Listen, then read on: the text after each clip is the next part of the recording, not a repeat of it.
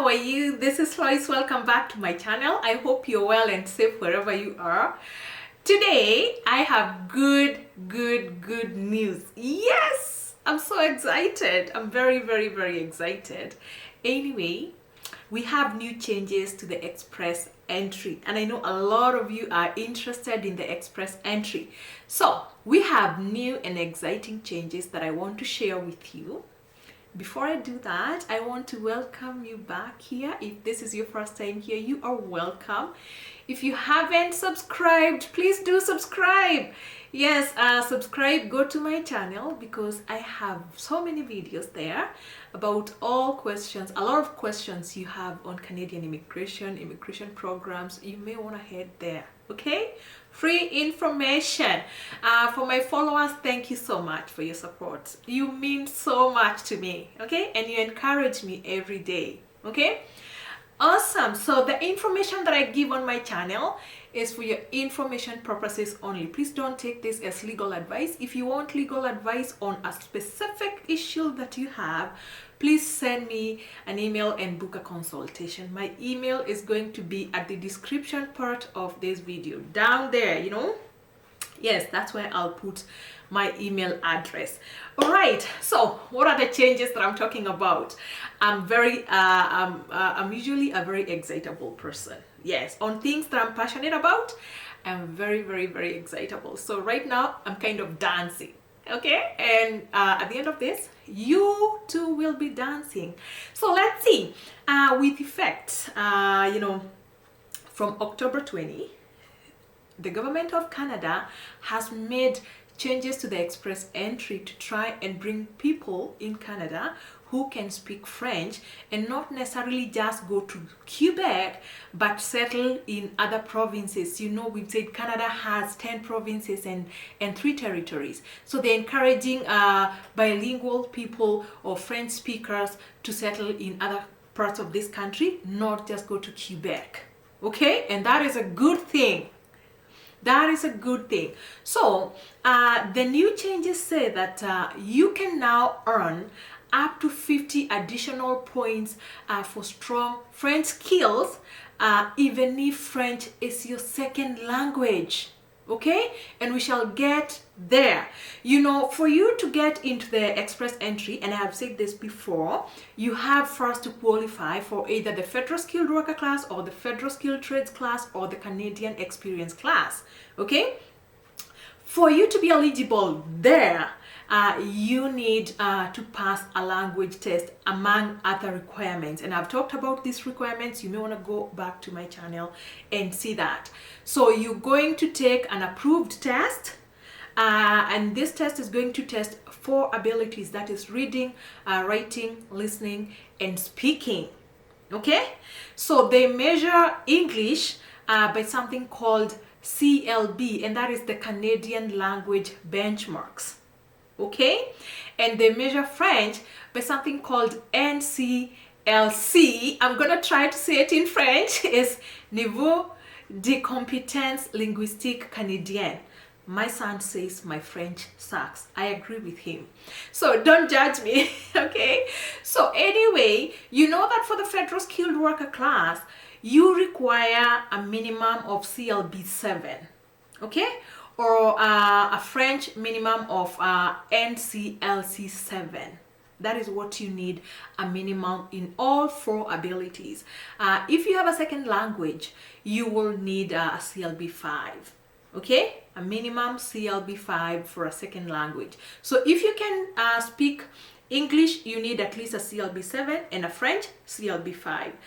For French, if you get an LCLC 7, you will need at least an English CLB 5.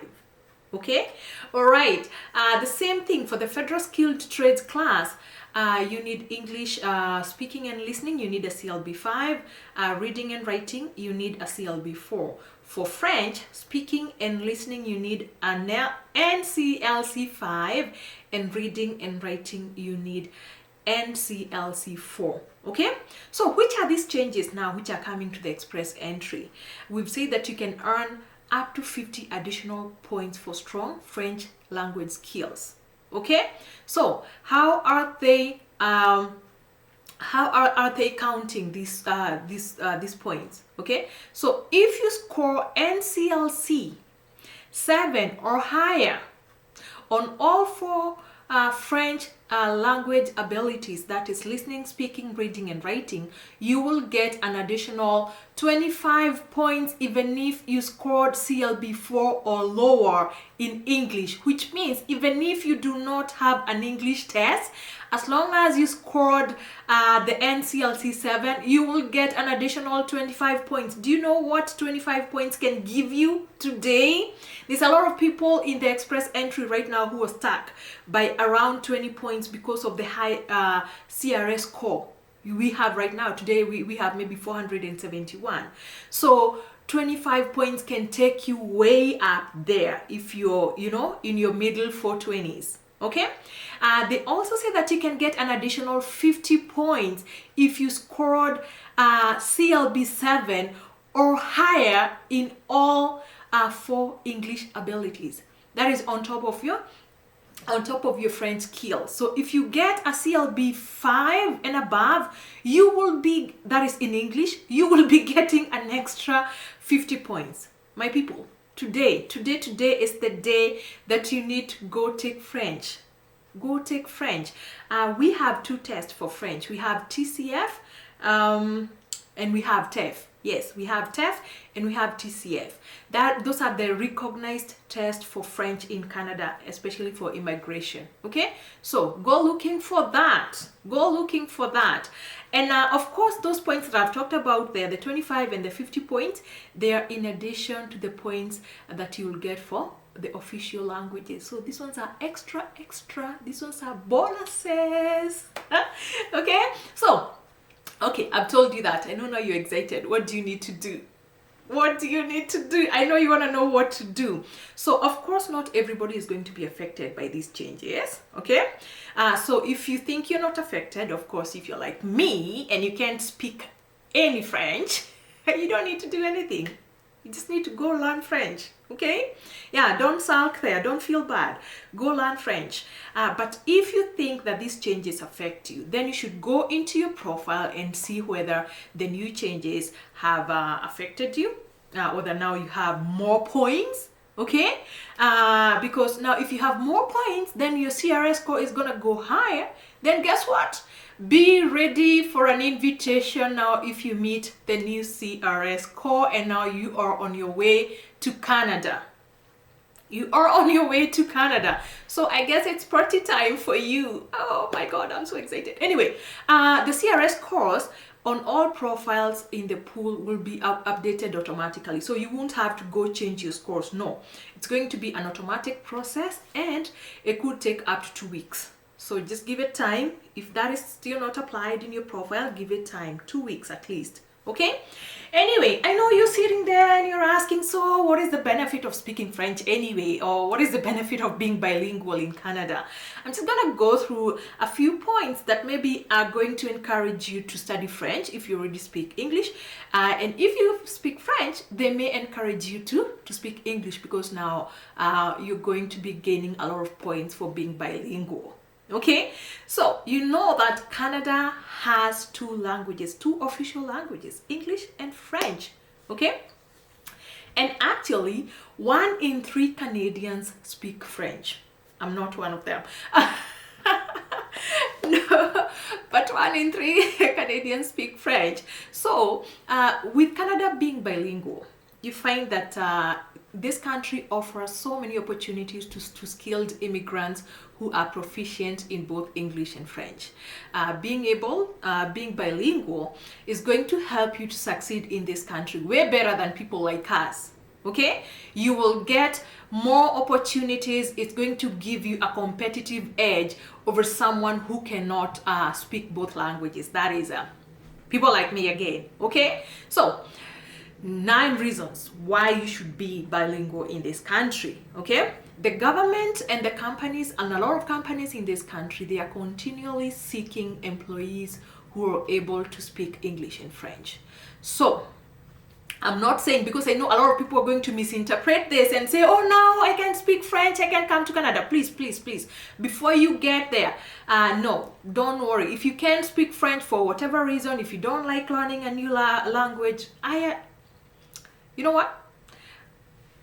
I understand you. I fully, truly understand you, because I fall in that category. So don't hate yourself. There's still a lot of chances to come to Canada. You can still fit into the express entry. You don't have to be bilingual. I'm just talking about the reasons why you should be bilingual, why you should be considering being bilingual, okay?